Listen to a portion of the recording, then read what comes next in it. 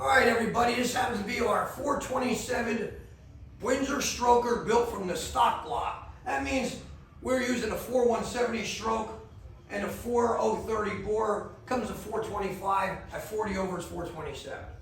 Okay, this is a beautiful piece. We let you decide how you want your engine to look. This gentleman chose a red block, 427 stroker valve covers, carbureted, MSD, red wires, full boat system on here. Oil pans, again, could be any oil pan we need. Front sump, rear sump, center sump.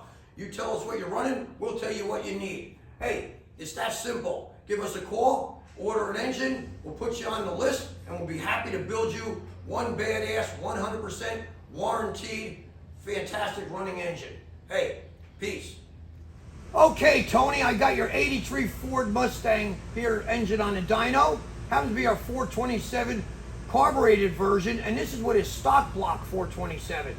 This is a 535 horsepower build. We're gonna fire it up and give you a run demo. That's what you call about firing up. Beautiful. Oil pressure perfect. Our AFRs are right where I want them. We're gonna give you a nice dyno.